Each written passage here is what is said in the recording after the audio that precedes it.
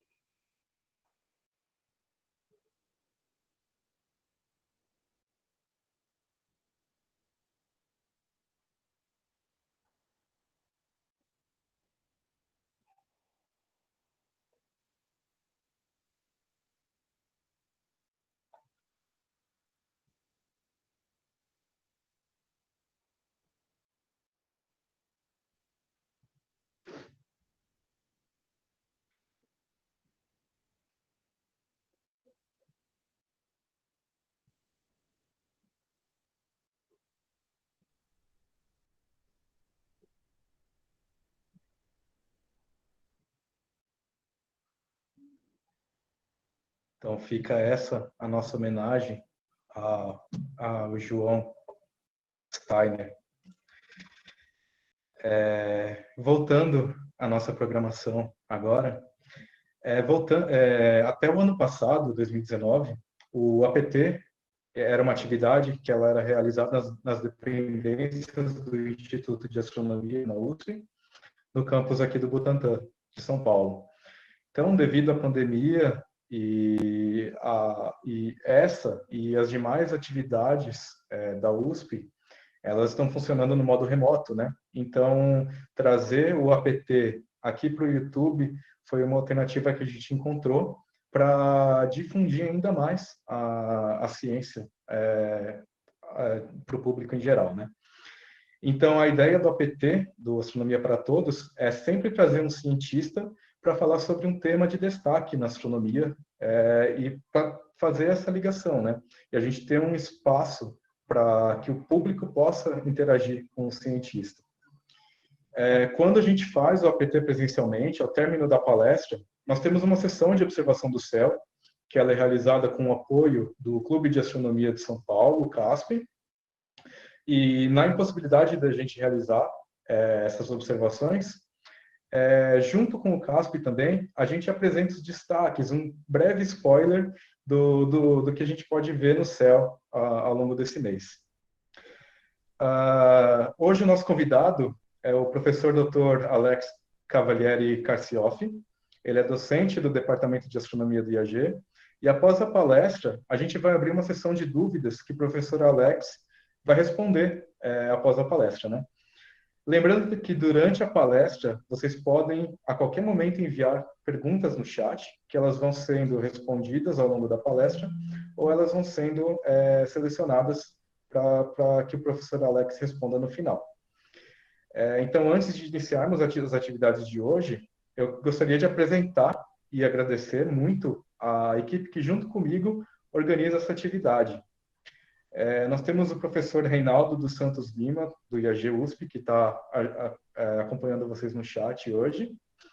A gente tem também o Dino Nascimento, do Clube de Astronomia de São Paulo. A gente tem o Richard Lindner, que é responsável por todo o audiovisual dessa atividade. A Luciana Yamada, a Roseli Oliveira, que fazem parte da equipe do apoio institucional da USP. E hoje a gente tem a participação dos monitores, a Daniele Honorato, o Henrique Lima e o John Galarza, que eles estarão interagindo com vocês aí no chat durante o atendimento. Eu gostaria também de pedir a todos que vocês respondam a pesquisa de satisfação do Astronomia para Todos, que ela vai estar disponibilizada no texto, na descrição dessa atividade, aqui no YouTube mesmo. A opinião de vocês é muito importante para que a gente possa melhorar o formato e o conteúdo dessa atividade cada vez mais. Então, colocando seu e-mail nessa pesquisa, vocês também vão receber as notificações sobre as próximas atividades do Astronomia para Todos. Então, primeiramente, eu gostaria de agradecer ao professor Alex, que aceitou participar dessa atividade, e que ele mesmo irá apresentar a palestra A Terra e o Universo, o nosso planeta sob uma perspectiva cósmica. E, curiosamente, a palestra vai abordar o tema da grande descoberta que foi feita essa semana, né? E o professor Alex vai falar sobre isso mais para frente, eu acho. Então, antes de passar a palavra para o professor Alex, eu só gostaria de falar um pouquinho sobre ele, sobre a carreira dele. Então, o Alex, ele é professor do Departamento de Astronomia do IAG-USP desde 2009. Ele atuou, antes de virar professor da USP, ele foi pesquisador visitante no ESMO, no Chile, entre 2007 e 2008. Ele também foi pesquisador visitante na Universidade de Nice, na França, em 2008. Ele visitou o ESO novamente como pesquisador visitante, mas no ESO da Alemanha, entre 2015 e 2016. E ele também foi professor visitante no Observatório de Genebra em 2018. O professor Alex, ele foi coordenador do BRAVO, o Observatório Virtual Brasileiro, entre 2009 e 2013, e desde 2012 ele é diretor do Laboratório de Astroinformática do Instituto de Astronomia da USP. O professor Alex, ele é especialista em astrofísica estelar, com ênfase em modelagem de sistemas astrofísicos complexos, transporte radiativo, envoltórios de estrelas massivas, interferometria e polarimetria. Ele é autor do Código de Transporte Radiativo HDUST, que tem sido utilizado por muitos grupos de pesquisas em astrofísica estelar e astrofísica extragaláctica. O professor Alex, ele é autor e coautor de mais de 50 artigos científicos publicados em revistas internacionais. E como docente da USP, ele também já teve 28 orientações de graduação, pós-graduação e supervisões de pós-doutorados concluídas ou em andamento. Então, agora eu tenho todo o prazer do mundo de apresentar para vocês o professor Alex e a palestra dele. Boa noite, Felipe. Boa noite a todos que nos assistem. É uma grande honra estar aqui na Astronomia para Todos. Agradeço muito o convite.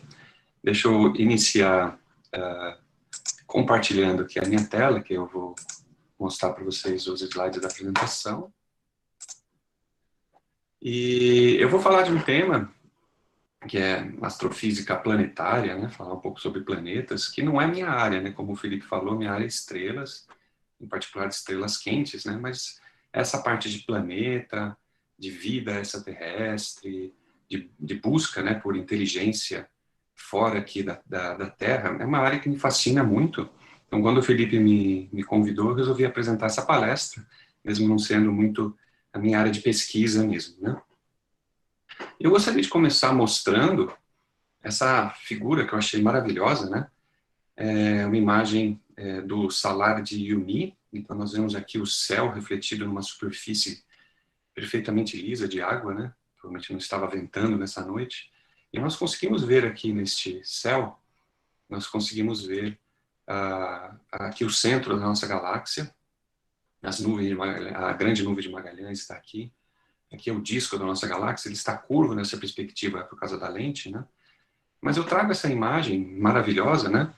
Porque eu acredito que muitos de nós, talvez muitos de vocês que estejam assistindo essa palestra pelo YouTube, já tiveram a oportunidade de mirar, né, de olhar para o céu noturno, principalmente numa noite sem lua, e longe dos grandes centros urbanos, né, bem longe aqui de São Paulo, e ver uma imagem, uma cena parecida com essa, né? Isso nos remete a questões ancestrais, não é? Nossas, né?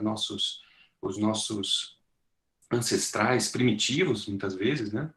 Eles já se perguntavam muitas coisas, né? Eles já se assombravam com o céu noturno, né? Então, o céu noturno tem esse poder de nos instigar, de abrir a nossa mente, de fazer a gente questionar questões profundas sobre de onde viemos, quem somos, a origem do universo, a cosmogênese, né? Desse universo aqui que a gente observa. Infelizmente, né? A gente tem que o nosso contato com as observações, elas, com o céu noturno, ele tem decaído um pouquinho, porque moramos em grandes centros urbanos e estamos totalmente ligados hoje em dia em telas de computador, né? Então, esse cartoon mostra aí que muitas vezes a gente tem um evento astronômico fantástico acontecendo lá fora e a gente não observa, né? Então, fica aqui um convite para a gente se tornar observadores do céu. Lá no IAG nós temos observações remotas, presenciais, né? Quando voltarmos às atividades presenciais do IAG, vocês podem ir lá, olhar para um telescópio, né? Olhar a Lua pelo telescópio, olhar um planeta, né? Ver Júpiter, Saturno, é uma experiência que muitas vezes pode transformar a pessoa mesmo, né? E isso é uma coisa que nós lá no Instituto oferecemos. Enfim, nós temos aqui uma imagem que também é muito bonita, mostrando aquele famoso Stonehenge, né? E a gente gostaria de... Eu mostro essa imagem aqui porque ela é muito interessante, que se vocês forem olhar aqui, esses pontos luminosos aqui, formando quase uma linha reta, são justamente os 5 planetas conhecidos da Antiguidade: Júpiter, Saturno, Marte, Vênus, Mercúrio, aqui bem pertinho, bem perto do horizonte.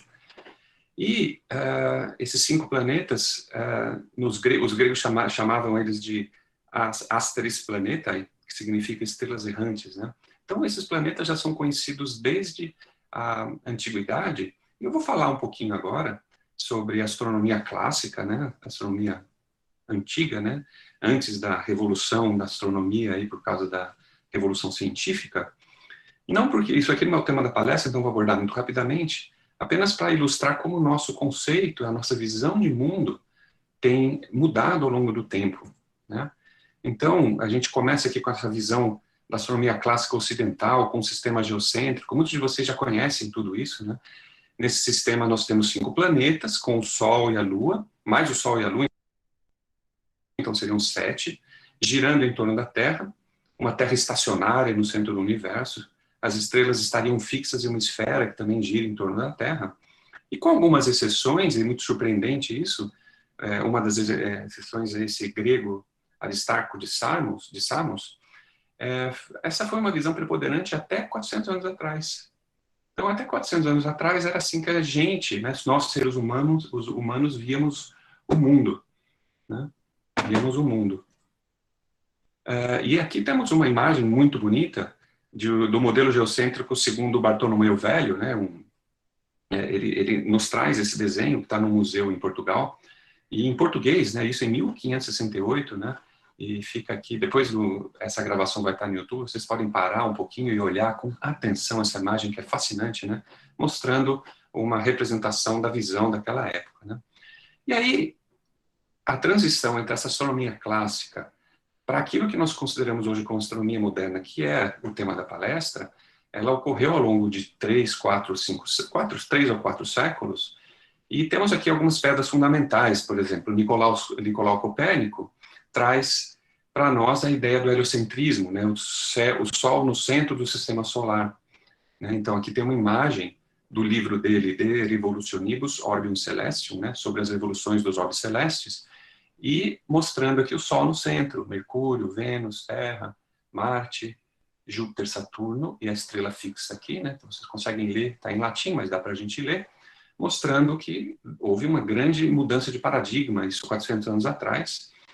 Isso foi mais aprofundado ainda quando Galileu Galileu fez as primeiras observações telescópicas em 1609.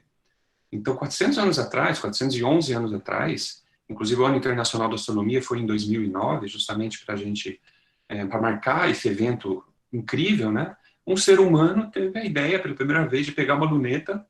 A luneta já existia, ele não foi inventor da luneta, mas pegou e apontou para a Lua, apontou para Júpiter, para Saturno, e começou a ver coisas que nunca tinham sido vistas antes. Nossos olhos não eram capazes de registrar. Por exemplo, ele via as fases da Lua. Esses são desenhos dele mesmo, feitos por Galileu, desenhos originais.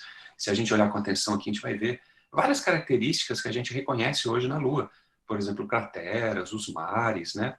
Então, ele foi um evento marcante na história. Depois vem um outro astrônomo muito famoso, Johannes Kepler. Ele fez as leis que descreviam os movimentos dos planetas. Então, a partir de Kepler, a ciência astronômica ela começa a ter um poder de predição e uma acurácia matemática muito maior. E aqui nós temos uma imagem dele, né? A história de vida de Kepler dá uma palestra fascinante, só isso. Uma pessoa muito interessante. Aí vem Isaac Newton, que todos nós conhecemos, que com Newton surge a física moderna. Newton usa a lei de gravitação universal e ferramentas matemáticas que ele mesmo criou para explicar as leis de Kepler a partir de bases matemáticas e físicas sólidas. Então, uma grande revolução do pensamento, que é referida muitas vezes como a grande síntese newtoniana. E aqui nós temos um retrato de Newton. E aí nós temos alguns eventos mais relacionados à astronomia.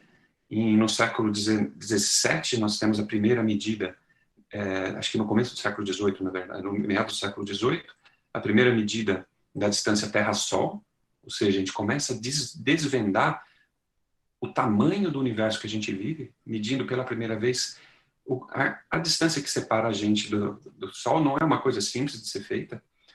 E esse alemão, Friedrich Bessel, ele mediu a distância até a estrela do sistema Cygnus. Então, isso aqui é um resumo muito, muito, muito simples, apenas mostrando que do século XVI, lá com Copérnico, até o século XIX, tudo mudou. A nossa posição no universo mudou. E não só isso, a gente começou a abordar o universo com um ferramental físico e matemático, que é a astrofísica, a astronomia, e a gente começou a desvendar coisas como distâncias, propriedades químicas, estrutura, evolução dos astros que a gente via. Então eu volto aqui àquela imagem que a gente mostrou no comecinho, mostrando que nós, seres humanos modernos, temos uma visão, um olhar completamente diferente para isso. E esse olhar é facultado pelo conhecimento que a astronomia nos traz. E aqui temos uma frase que eu adoro do astrônomo Carl Sagan, vou falar dele de novo lá na frente, uma pessoa muito importante, inclusive no contexto da descoberta de ontem que o Felipe falou. Ele diz o seguinte: em toda a história da humanidade haverá apenas uma geração que será a primeira a explorar o sistema solar. Uma geração para a qual, na infância, os planetas são discos distantes e indistintos, movendo-se pelo céu noturno, mas na velhice serão mundos novos e diversos sendo explorados pelo homem. Ele escreveu isso em 1973, mostrando que, uma forma de a gente ver isso é que os livros-textos que nós temos origem hoje, acesso hoje, por exemplo, os livros que nossos filhos estudam no ensino médio são completamente diferentes dos livros de uma geração atrás. Mostrando que a astronomia é uma das ciências em que a taxa de descoberta, de mudança de visão, de revolução do pensamento, é uma das maiores. A astronomia tem passado nas últimas décadas por grandes revoluções do pensamento. Já que o tema é planetas, vamos falar um pouquinho sobre o nosso sistema, que é o sistema solar, que nós conhecemos tão bem. Vamos falar um pouquinho sobre o Sol. 99,8% da massa do sistema solar está no Sol, ou seja, quase toda a massa contida no sistema está lá com o Sol, ou seja, ele é muito massivo, mas ele é uma estrela de tipo muito comum, igual a dezenas de bilhões de estrelas em nossa galáxia. Aqui eu vou rapidamente tocar um vídeo da NASA, uma compilação de imagens da NASA, mostrando como a astronomia espacial nos apresenta visões completamente diferentes e fascinantes desse nosso astro. Olhem aqui estruturas surgindo na superfície do Sol, formando esses grandes laços que eu estou mostrando com o mouse. Esses laços aqui, eles são laços magnéticos, ou seja, nós temos plasma, gás super quente ionizado, fluindo a altas temperaturas ao longo dessas linhas magnéticas aqui. Nós temos aqui uma explosão solar, por exemplo. Olha que fascinante. A Terra, nessa imagem, seria um pequeno pontinho azul, né? Uma explosão solar, uma ejeção de massa coronal. Aqui nós temos o Sol visto a olho, a outros comprimentos de onda, ultravioleta, no caso. Então, existe uma quantidade enorme de informações que os satélites hoje em dia nos oferecem. Depois do Sol, nós temos os 4 planetas terrestres, chamados também de telúricos, que Mercúrio, Vênus, que está ficando famoso agora, né? A Terra e Marte. E aqui nós temos algumas imagens mais recentes. Por exemplo, essa aqui é uma imagem do ano passado de Vênus no ultravioleta, mostrando, pela sonda japonesa Akatsuki, mostrando aqui um denso sistema de nuvens. E é nesse sistema de nuvens, na parte superior desse sistema de nuvens, onde a temperatura é mais amena, que é aquela descoberta, que daqui a pouco eu vou falar um pouquinho mais dela, da fosfina, foi feita e foi anunciada ontem. Tá? Então aguardem até o final da palestra que a gente vai falar um pouquinho mais disso.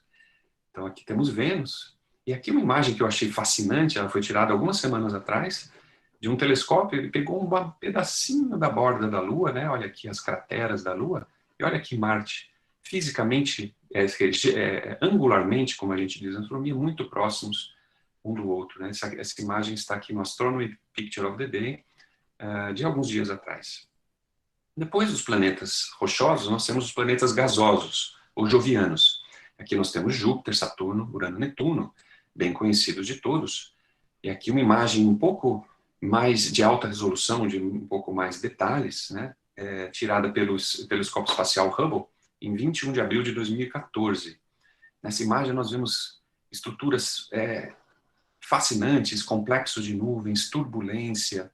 Então, essa astronomia espacial, né, o fato de estarmos mandando sondas planetárias, né, interplanetárias para outros planetas, tem alimentado uma nova ciência, um novo ramo da astronomia, que é a astronomia planetária. Né? A gente tentar estudar aquilo que a gente entender, aquilo que a gente enxerga nessas imagens fascinantes. E nós temos, inclusive, né, no nosso sistema solar, os planetas, então, terrestres, que são menorzinhos, os planetas gasosos, que são bem grandões, e os planetas anões. E aqui nós temos uma imagem que ficou muito famosa alguns anos atrás, de Plutão, tirada pela sonda New Horizons. Essa sonda foi lançada em 19 de janeiro de 2006, e depois de 9 anos e meio de viagem, 9 anos e meio de viagem pelo sistema solar, ela finalmente chegou em Plutão, tirou essa imagem linda de Plutão, fascinante, e depois ela seguiu o seu caminho. E aqui, muito rapidamente, para a gente ter uma ideia muito simples, né, mas bem viva, né, do tamanho das coisas quando a gente fala em sistema solar, olha aqui a nossa terrinha, vocês conseguem enxergar? Olha a nossa pequena Terra, os planetas internos aqui, os rochosos, né, algumas luas espalhadas aqui nessa mesa virtual, e olha ela comparada com os nossos planetas gigantes, como ela é pequena. E olha o Sol aqui, agora eu vou ampliar isso aqui, olha o nosso grande Sol, os nossos planetas gigantes, que agora ficaram bem pequenininhos perto dele, e nós temos aqui os outros, a Terra. Olha o tamanho da Terra perto do Sol, olha a insignificância desse nosso pequeno espaço em que vivemos. E, para que a gente não ache que o nosso Sol tem alguma importância muito grande, olha o nosso Solzinho aqui, perto de outras estrelas como Arcturus, gigantes, né? Ou supergigantes, Alnitak, Spica, Vega. Então, o nosso Sol é é uma estrela anã, é uma estrela pequena. Né? Muito bem, então a gente se depara frequentemente na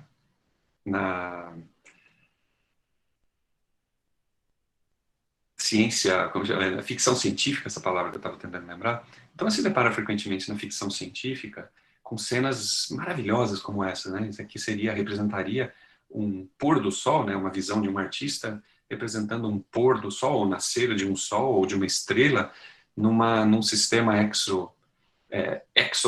extrasolar, né? Fora do sistema solar, né?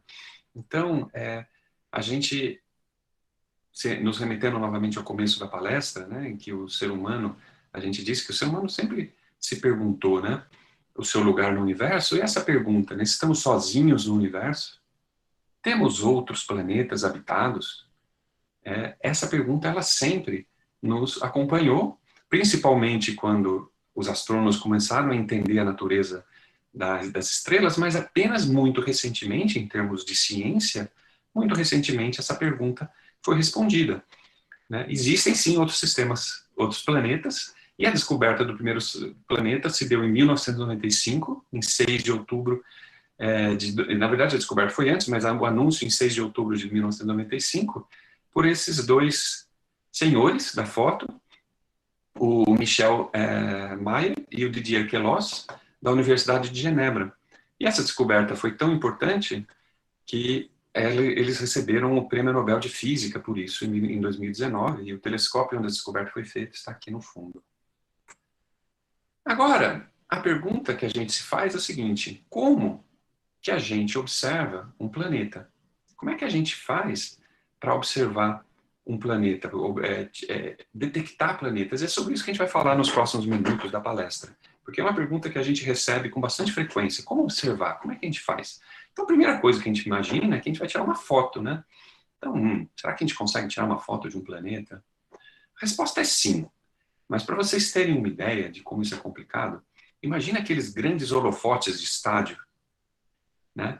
E do lado desse grande holofote, nós temos um pequeno vagalume voando em torno dele. Agora, coloque esse grande holofote a uma distância de, sei lá, 6, 7 mil quilômetros. 1.000 quilômetros. A gente está falando em escalas planetárias aqui.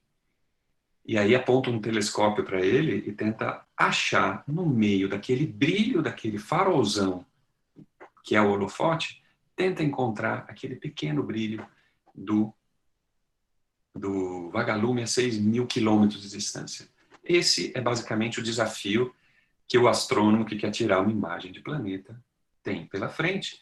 E, surpreendentemente, até hoje, eu chequei a listagem hoje para dar números atualizados para vocês, até hoje, 50 planetas foram observados dessa forma. E o pessoal faz o quê? Ele usa uma técnica chamada colonografia, esse vídeo mostra bem isso, deixa eu pegar ele aqui, em que ele obscurece a estrela central, né, tentando, como se estivesse colocando um obstáculo na frente daquele holofote que a gente falava, e revela-se, por causa disso, se revela que consegue se enxergar esse planeta. Então, 51 planetas foram descobertos dessa forma. Aqui nós temos eu vou dar 2 exemplos. Primeiro, esse planeta HIPI 65426b, visto pelo instrumento SPHERE do ESO. Então, aqui a estrela central está escurecida e nós temos esse planeta aqui claramente visível. E aqui a primeira imagem tirada algumas semanas atrás, uma imagem super recente, primeira vez em que 2 planetas, nesse caso planetas gigantes, foram imagiados ao mesmo tempo, não apenas um vagalume, mas 2 eles conseguiram ver nessa estrela aqui. E essa é uma característica interessante dessa estrela, é que é uma estrela jovem, apenas 17 milhões de anos, que em termos astronômicos não é nada, praticamente nasceu ontem. De forma que o planeta também são. Então, ele está observando aqui estrelas, planetas recém-formados nessa imagem. Vamos falar agora sobre uma outra forma da gente detectar planetas. Eu vou tentar explicar isso aqui usando esse vídeo, fazendo uso daquilo que nós chamamos de velocidade radial. Vocês podem ver que à medida que o planeta gira em torno da estrela, então vamos seguindo aqui o planeta, a estrela também gira em torno de um ponto que nós chamamos que na física de centro de massa.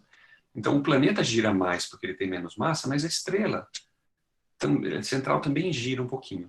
Existe um efeito na física, chamado efeito Doppler, que faz que quando um objeto, no caso uma estrela, está se afastando da gente, a sua luz, ela tende, né, os comprimentos de onda da luz tendem para o vermelho. E quando ele está se aproximando da gente, tendem para o azul. E é isso que acontece, olha aqui.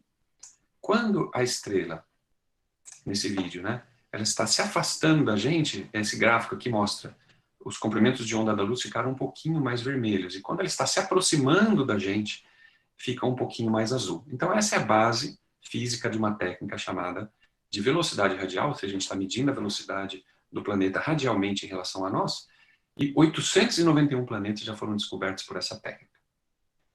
Mas de longe, de muito longe, a técnica campeã, a técnica que é a principal descobridora de planetas, é a técnica de trânsito planetário. E ela é bem mais simples de entender. Vamos lá. No mesmo vídeo, nós temos um planeta aqui visto de cima. Agora o vídeo vai mudar a perspectiva. Eu vou dar uma pausa nesse vídeo, então vocês estão vendo. É uma estrela vista de muito longe, um telescópio não é capaz de ver isso, ele vai ver apenas um pontinho. E a única coisa que o telescópio é capaz de medir é o fluxo luminoso. Então, à medida que o tempo vai passando, aqui eu vou tocar mais um pouquinho, à medida que o tempo vai passando, o fluxo luminoso da estrela está mais ou menos constante. Só que em algum momento o planeta vai passar, olha só, na frente da estrela.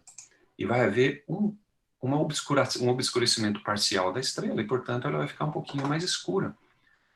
E depois que terminar o trânsito, então o trânsito é esse evento em que existe uma passagem de um corpo, no caso um planeta, pode ser uma lua também, na frente de uma estrela ou de um outro astro. Trânsito planetário. Então olha que interessante.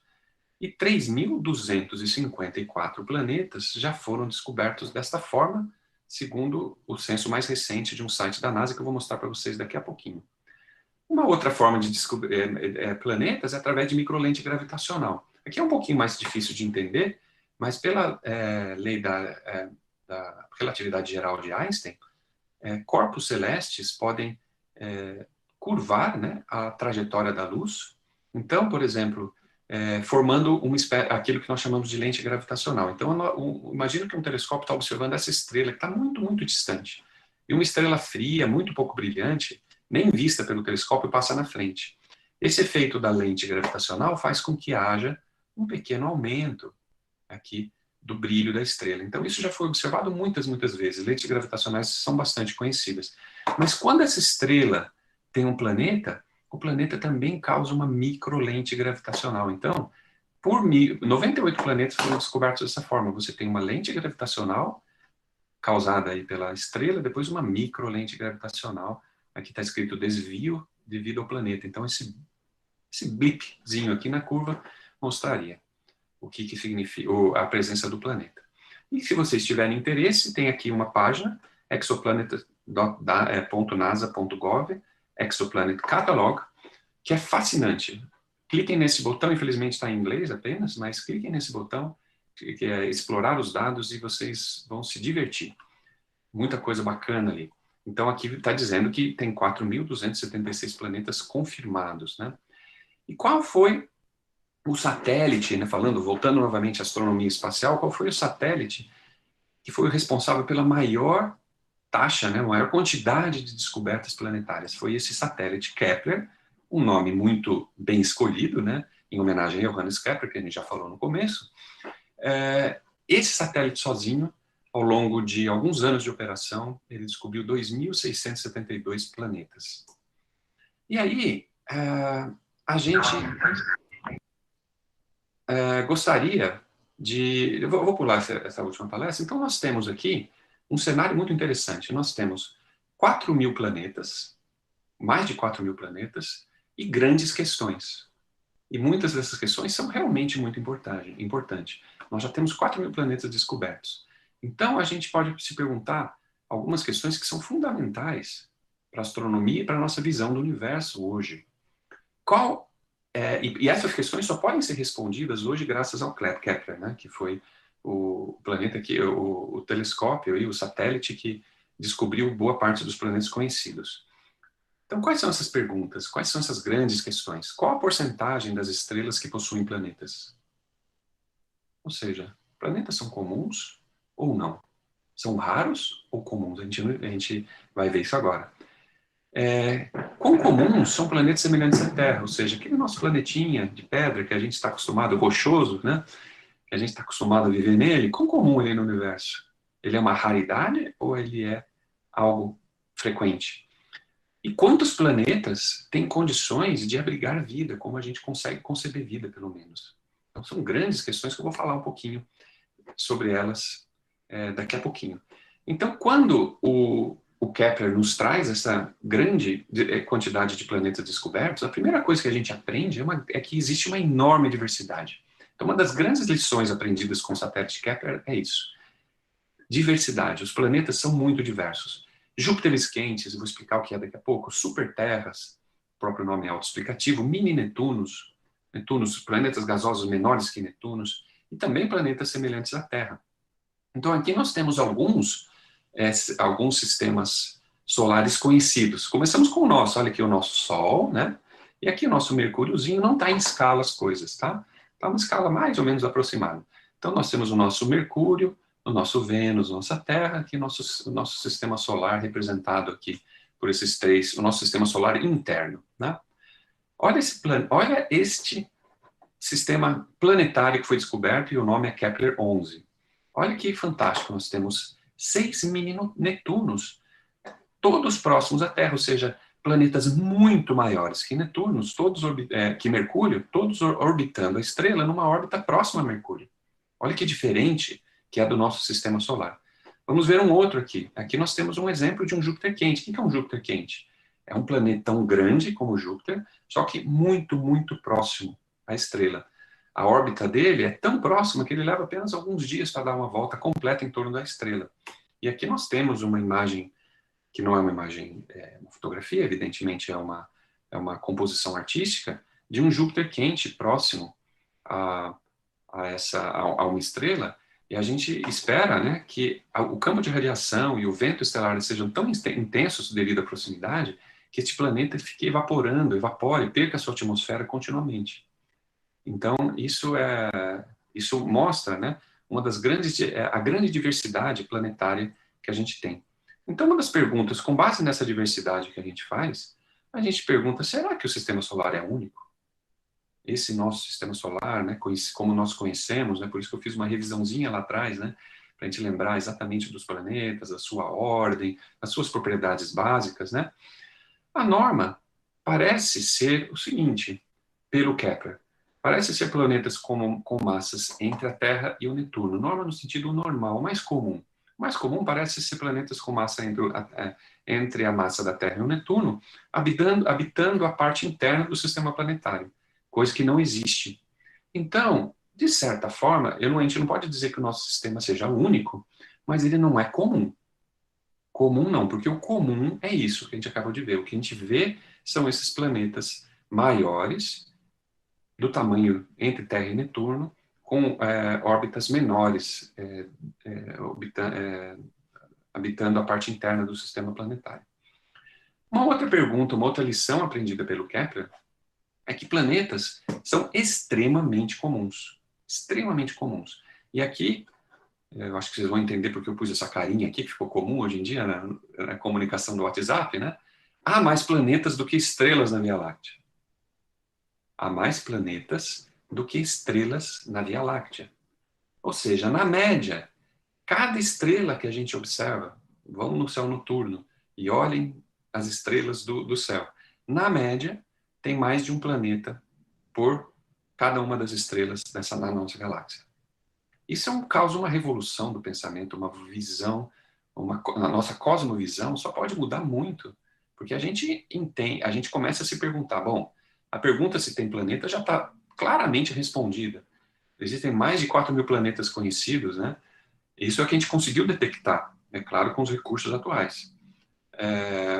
Mas a gente começa a se perguntar, será que somos os únicos seres inteligentes ou seres vivos, né, habitando esse universo, né? E outra lição aprendida também é que planetas pequenos são mais comuns que planetas grandes. Então, essa é uma das lições aprendidas com a missão Kepler. E, finalmente, e aí é uma coisa extremamente importante para nós, né, humanos habitantes deste planeta, planetas do tipo Terra são muito numerosos. Eles não podem não ser os mais comuns, mas eles são muito numerosos. Um planeta do tipo Terra deve satisfazer duas condições para a gente chamar um planeta parecido com a Terra. Ele tem aproximadamente a mesma massa, então ele tem mais ou menos a mesma massa, não vou dizer composição, porque isso pode mudar bastante, mesma massa vai acabar tendo mais ou menos o mesmo tamanho, aproximadamente, e ele tem que estar aproximadamente no lugar correto. O que será que significa isso? O que é esse lugar correto? Aí é uma visão antropocêntrica, né? Correta do ponto de vista nós humanos. O que ele quer dizer com isso? Tem a ver com o conceito da zona habitável. O que é essa zona habitável? Imagina aqui que a gente tem uma estrela e a gente tem esses 3 planetas colocados aí esquematicamente em torno dela. A gente consegue imaginar que se o planeta estiver muito, muito, muito perto, que é o caso de Vênus, inclusive, esse planeta e Mercúrio, Vênus é quente também por outros motivos, né? Mas se a gente colocar ele muito, muito perto, esse planeta vai ficar quente demais. E quente demais pode ser uma condição não muito favorável à vida. Se a gente, ao contrário, colocá-lo muito longe, não existe, por exemplo, a temperatura é muito, muito abaixo de zero, então não existirá água líquida. E a gente acredita que a água líquida seja uma das condições para a formação, para o surgimento da vida. Então existe uma região que a gente chama de zona habitável, e a Terra está bem na zona habitável do nosso planeta, do nosso sistema solar, evidentemente, que tem uma temperatura ideal, uma temperatura que favorece a água líquida, caso o planeta tenha, e que favorece também, então, a produção, o surgimento e o desenvolvimento da vida. Tá? Então, estimativas atuais, como eu falei, planetas do tipo Terra são muito numerosos. Estimativas atuais indicam que 20% das estrelas possuem um planeta na zona habitável. 20%. E essa estimativa ainda tem um erro muito grande, né? Lembra aquelas pesquisas de opinião de voto que a gente ouve falar na época das eleições, né? E tal candidato tem 50% de votos, mais ou menos, e uma margem de erro de 3%. Né? No caso aqui, a nossa margem de erro ainda é muito grande, porque a gente fez um censo galáctico ainda muito, muito pequeno. Isso vai melhorar muito com os anos. Mas então nós temos uma estimativa pessimista que talvez 9, 10% dos planetas estejam na zona habitável, e otimista talvez 100%, a gente não sabe. Porque esse conceito de zona habitável, ele é muito largo, e aqui é tema para uma outra palestra, e nos remetendo inclusive à descoberta de Vênus, que foi anunciada ontem, Vênus não estaria na zona habitável, segundo a nossa compreensão, até ontem. Se for provado mesmo que Vênus tem vida, então a gente, obviamente, tem que rever essa ideia de zona habitável. Então é possível que numa visão otimista, próximo de 100%, 90%, 100%, das estrelas tenha algum planeta da zona habitável, é possível. Então, usando esse número de 20% aqui, a gente chega ao seguinte número: considerando que há 300 bilhões de estrelas na Via Láctea, pode existir 60 bilhões de planetas parecidos com a Terra. Seja porque eles têm massas parecidas, ou seja porque eles estão na zona habitável. Então, muito interessante esse número, guardem esse número, 60 bilhões, é muita coisa. Tá? Então, 60 bilhões de terras, o que significa isso? Primeiro, a gente tem que entender que mesmo aquilo que a gente considera como planetas tipo Terra, tem uma enorme diversidade entre si. Vamos dar uma olhada nesse sistema que ficou famoso quando ele foi descoberto. TRAPPIST-1. É um sistema aqui na vizinhança, no quintal aqui do nosso Sol, está apenas 40 anos-luz, desculpa, tem um erro escrito aí, anos-luz da Terra. É uma estrela de baixa massa, apenas 9% da massa da Terra. Vamos comparar o nosso sistema solar aqui, olha o nosso sistema solar: Mercúrio, Vênus, Terra e Marte. Se a gente fosse pegar o nosso sistema solar e pegar o sistema trapista que está aqui em cima, ele ficaria aqui no meio, é uma estrelinha bem pequenininha, bem menor que a do Sol, e todas as órbitas, todos os planetas estariam confinados ao interior solar. E aqui está a zona habitável, olha, espera-se que talvez tenha os sistemas E, F e G estejam na zona habitável. Então, zona habitável não significa apenas onde a Terra está, fisicamente. Mas, no caso, por exemplo, de um sistema como o trapista, como uma estrela muito fria e pouco luminosa, essa zona habitável é uma região bem pequena, bem próximo da estrela. E aqui, só para vocês, quem tem curiosidade, né, aqui tem um gráfico que mostra a descoberta por trânsito planetário. Lembra que quando acontece o trânsito planetário, existe uma pequena diminuição, né, do brilho da estrela. Então, nós temos aqui múltiplos trânsitos planetários de 7 planetas orbitando a mesma estrela. Fascinante.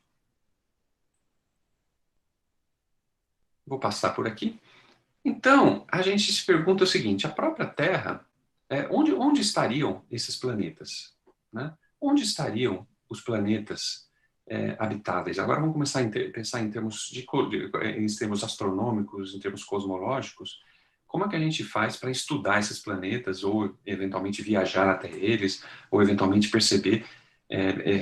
perguntar se esses planetas têm vidas? Então, onde estão esses planetas? Então, é importante a gente ter, inicialmente, uma ideia das distâncias envolvidas. Eu vou colocar aqui uma tabelinha para vocês terem um pequeno feeling aí de como as coisas estão, quais são as distâncias envolvidas nessa história toda.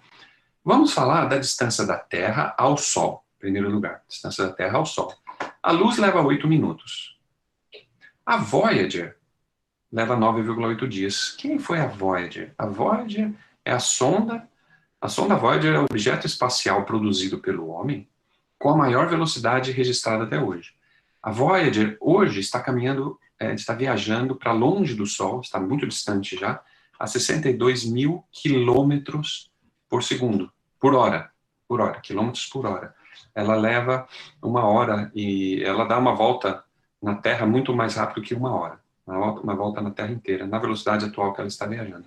Mas mesmo a sonda Voyager é muito mais lenta que a luz. Então a sonda Voyager leva 9,8 dias, levaria, né, para ir da Terra ao Sol.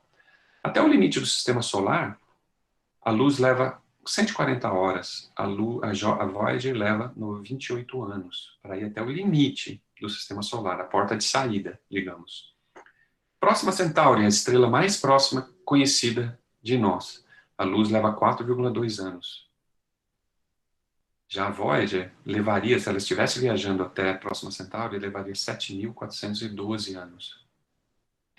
E aquele sistema trapista que eu falei, o TRAPPIST 1, ele levaria, a luz leva 39,6 anos para vir de lá até aqui, ou daqui até ali, e por volta de 70 mil anos para chegar até lá. Então, uma das primeiras mensagens, recados que eu gostaria de dar hoje é a seguinte: não existe planeta B, né? Não existe alternativa no momento. Não tem como a gente sair desse lugar e ir para um outro lugar, não com a nossa tecnologia, não com os meios que a gente conhece. Então, só existe planeta A, é a Terra, então vamos cuidar muito bem dele. Então, como seria a Terra vista do espaço profundo? Então, o tema da palestra é a Terra sob uma perspectiva cósmica. Então, vamos imaginar que como seria a Terra vista por um astrônomo, talvez habitando o sistema trapista, por exemplo. Como é que seria isso?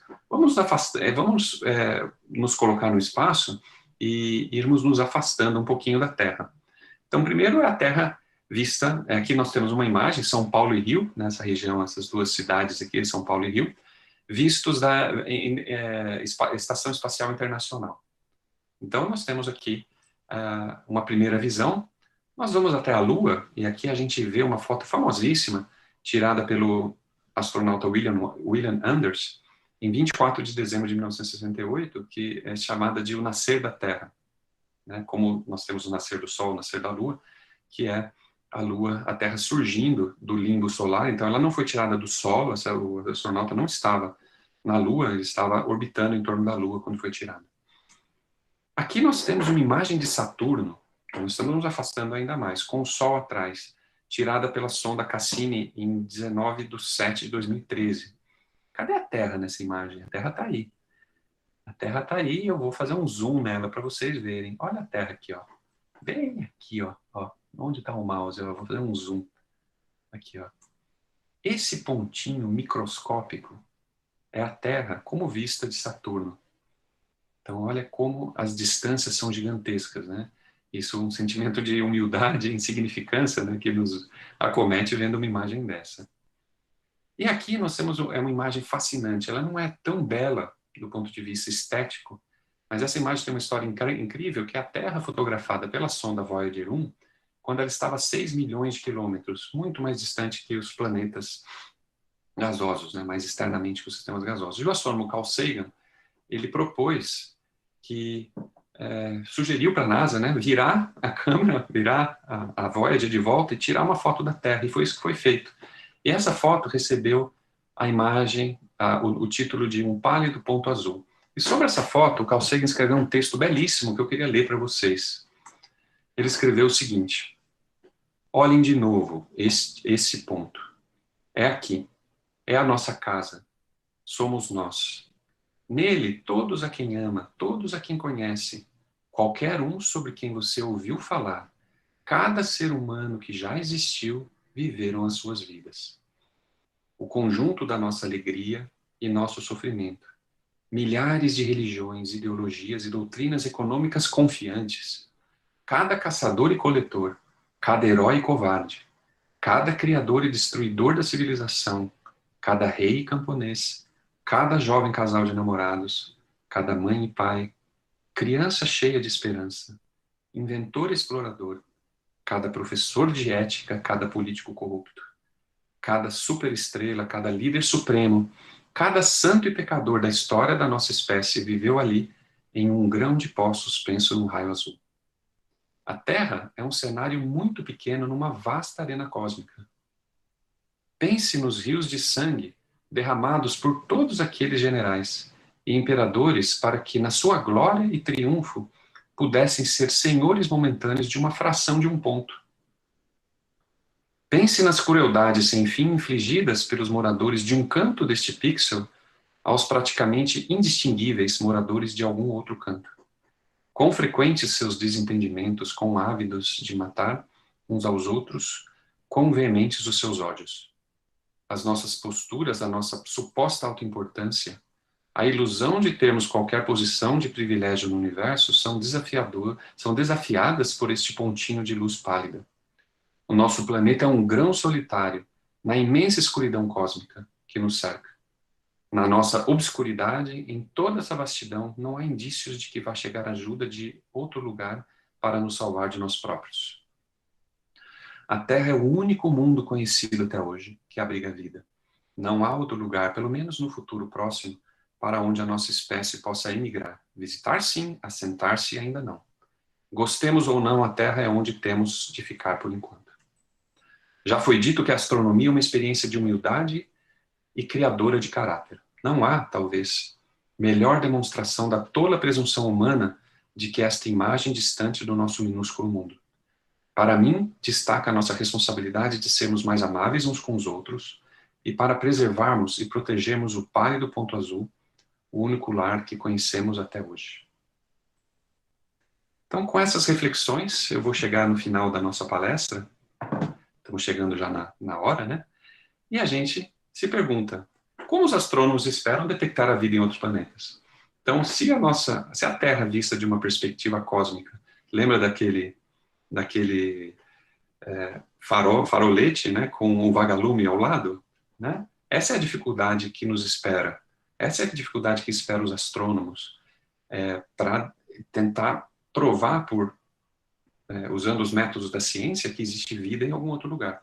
Então, será que vai ser por imaginamento direto? Será que a gente vai conseguir detectar a vida pela imagem de uma estrela? Lembre-se da dificuldade que eu mencionei. Como é difícil fazer uma imagem direta? Eu diria que não. Eu diria que por imaginamento direto a gente vai detectar planetas, sim, mas provavelmente não evidência de vida fora do sistema solar. SETI, o que é SETI?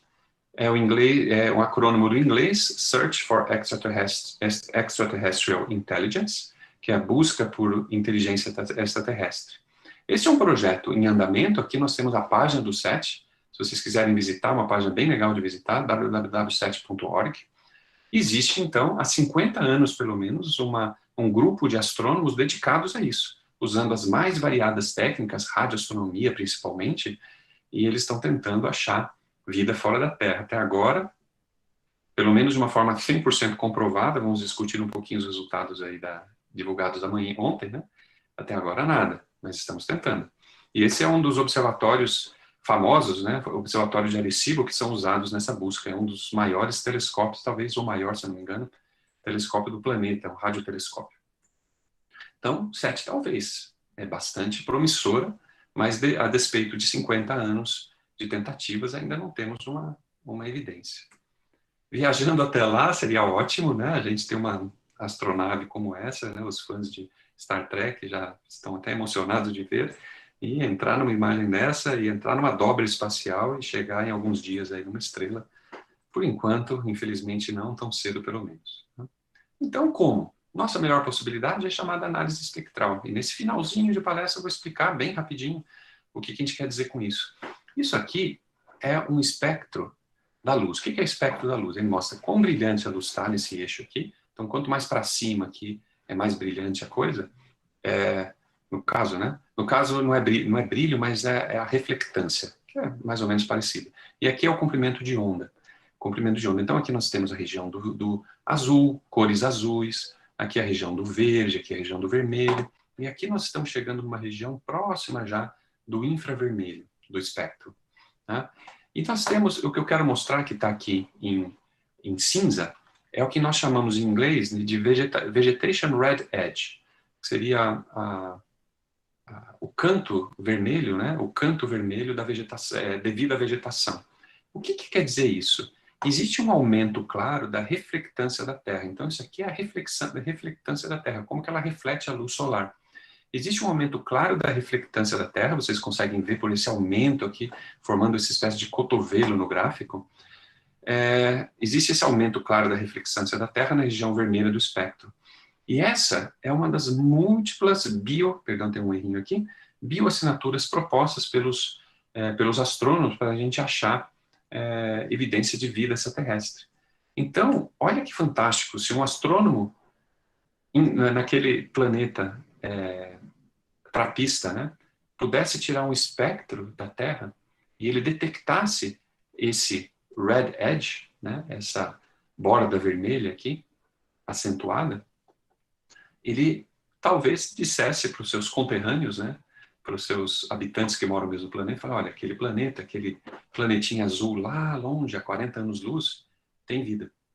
Então, é muito fascinante, eu deixo com vocês esse pensamento, imaginar que a vida faz parte da identidade cósmica da Terra. O que é identidade? Hoje em dia nós temos nossa identidade visual nas redes sociais, né, o nosso nome, nossa aparência, o nosso rosto. Então, para o olhar de um astrônomo extraterrestre, a vida está contida na identidade cósmica da Terra, na forma como a Terra se apresenta. Isso é provavelmente uma das provas de vida, né, espacial que vai ser, vida extraterrestre, que vai ser mais contundente nos próximos anos. Né? E nós temos grandes telescópios, aqui eu mostro o telescópio gigante de Magalhães, nós temos grandes telescópios sendo construídos, né, que estão construídos atualmente. O Felipe, no começo da palestra, em homenagem ao professor João Steiner, falou do telescópio gigante de Magalhães. Olhem aqui o tamanho do telescópio e olha o tamanho de um caminhão de mudanças aqui do lado. Prestem atenção, só para vocês terem ideia do tamanho da máquina que a gente está falando. Então, o Brasil, graças ao professor João Steiner, uma das suas grandes contribuições à ciência brasileira, o Brasil faz parte do consórcio internacional que está construindo essa máquina. E através de equipamentos como esse, nós temos, talvez, a esperança de detectar coisas como essa, entre outras, né? Tem vários outros biomarcadores possíveis, né?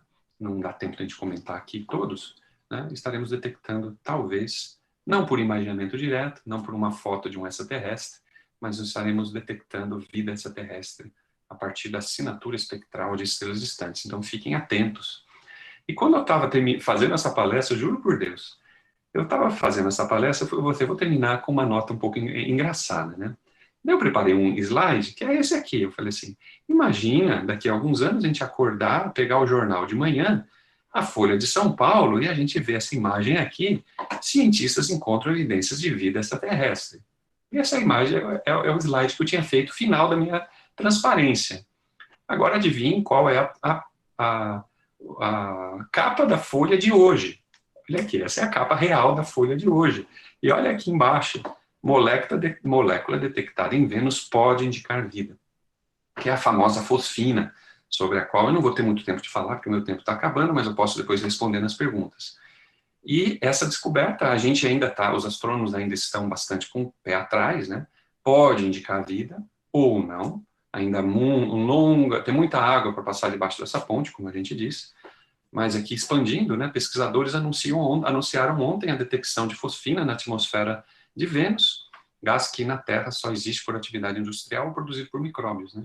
Então, existe essa hipótese, não de fosfina, né? Essa hipótese que a Folha fala, não é que o Carl Sagan propôs que existiria fosfina em Vênus, mas que existiria talvez em Vênus uma camada na atmosfera superior, onde a temperatura é mais amena, e nessa camada, na atmosfera, talvez pudesse surgir vida. E é lá que foi provavelmente detectada essa fosfina. Então, eu gostaria de encerrar por aqui, agradecendo a todos vocês, né? E apenas expressando, né, como é engraçada a vida às vezes, né? A gente prepara uma piada, mas a vida é mais A vida é mais curiosa, né? Mais fascinante, às vezes, do que a gente pode imaginar, né? Fui pego de surpresa por essa manchete aqui da Folha de São Paulo. Então, pessoal, muito obrigado e se tiver alguma pergunta, alguma dúvida, dentro da minha capacidade, eu vou ficar bem feliz de responder. Bom, em nome da organização,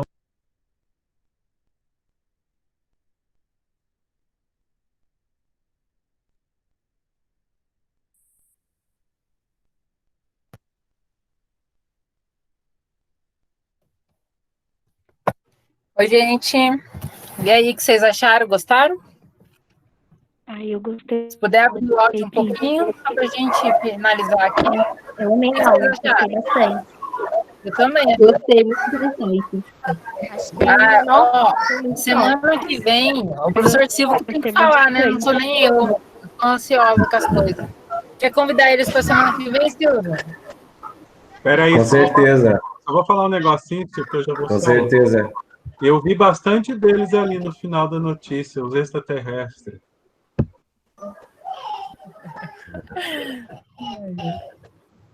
Gente, eu amei essa palestra de hoje. Amei. Nossa, como eu gostei.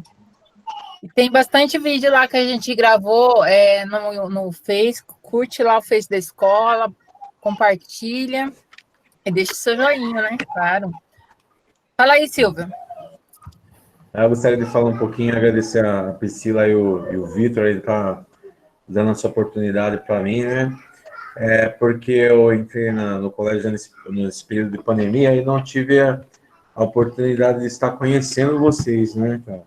Então, eu tenho visto tanta coisa boa, né, dos outros professores que têm se dedicado a vocês aí, tanta coisa bacana que vocês têm feito, né? Então, eu só posso agradecer a Priscila e ao Vitor de me dar essa oportunidade de estar conhecendo vocês um pouquinho, né? E como que foi legal essa palestra do professor, né? Só quero agradecer, né? Que vocês estejam convidados para a próxima semana que vem, né? Valendo uma pontuação também. Muito obrigado por vocês destinarem esse tempo aí da terça-feira para estar assistindo com a gente. Hein? Obrigado mesmo, de coração. A semana que vem vai ser a observação do telescópio, né? Observatório online. E, se eu não me engano, vai ser dia 22, às 10 horas da manhã. Só que é 30 minutos só de observação. Então, a gente vai observar os cosmos lá, alguns planetinhas. Aqui, né, através do Meet, a gente vai retransmitir. E lá na NASA, eles vão estar direcionando o telescópio.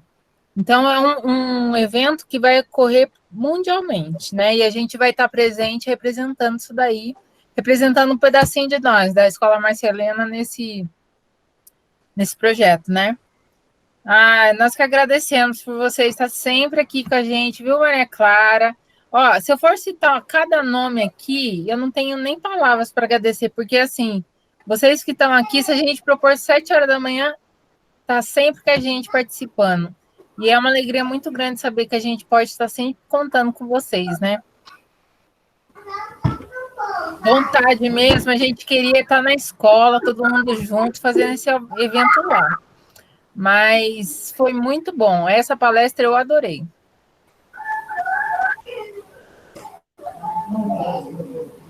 Quer falar alguma coisa, Vitor? Não, só agradecer aos nossos alunos aí, que eles são campeões, né? Nós temos também uma professora participante aqui, a Ivonete. Agradecer a presença dela também. Ela é da escola parceira nossa aqui no Campo dos Alemães. Olha o seu planeta, Vitor.